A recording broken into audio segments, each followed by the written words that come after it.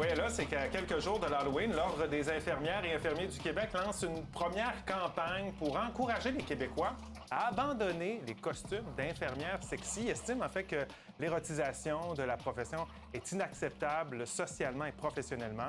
L'Ordre demande aux Québécois de remplacer ce costume par un vrai uniforme d'infirmière, hein, comme les infirmiers et infirmières portent en ce moment dans nos hôpitaux. On en parle avec notre collaboratrice, chroniqueuse et débatteuse Geneviève Peterson. Bonsoir Geneviève. Bonsoir Michel. Qu'est-ce que tu penses de cette sortie-là?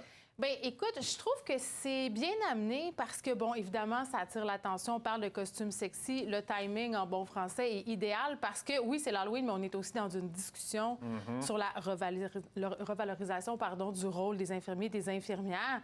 Puis c'est vrai que d'être sans cesse réduit à la fonction sexuée dans notre profession, bien, ça a quelque chose, en guillemets, de pas très crédible. Oui, et alors qu'il en manque, ça prend justement de nouvelles infirmières, de nouveaux infirmiers. C'est comme si on les objectifiait quelque Un peu, part. ça, On va ça. faire des infirmières, on va les affubler de costumes sexy. Puis tu sais, moi, j'en ai beaucoup d'infirmières qui m'écrivent souvent pour plein de problématiques. Puis j'en ai déjà parlé du costume sexy de l'infirmière. Et ce qui revenait souvent, c'était qu'à cause de tout ça, parce que c'est très présent dans l'imaginaire, puis aussi pas seulement dans les déguisements d'Halloween, hein, dans l'imaginaire pornographique aussi, dans les films porno, il y a des patients qui s'en permettent.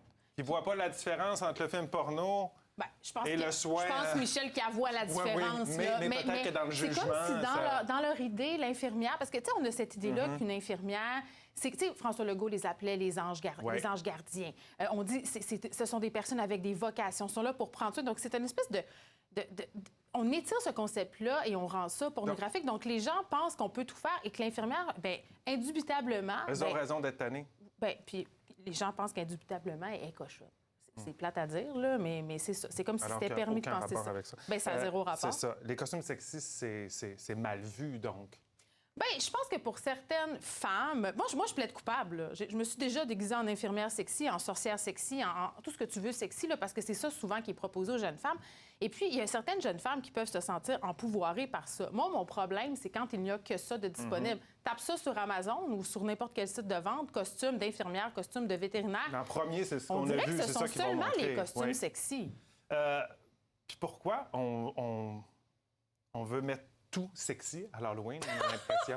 Hey, ça, c'est une grande question. Mais tu as 20 secondes pour y répondre. Non, mais j'en ai pas de réponse. Moi, je suis pas contre les costumes sexy. Je suis pour la variété. Puis j'aimerais ça que quand ma fille de 16 ans se cherche un costume, ça soit pas automatiquement quelque chose qui la ramène à sa sexualité. Intéressant. Et ça met un peu la table aux débatteurs ce soir parce qu'on va se retrouver ensemble à 22h30 avec d'autres débatteurs. On va revenir sur la question costume, décoration également. Est-ce que tout est permis à l'Halloween? Répondez à la question sur nouveau.info/vote et on en débat ce soir à 22h30. On s'arrête quelques minutes le temps d'une pause.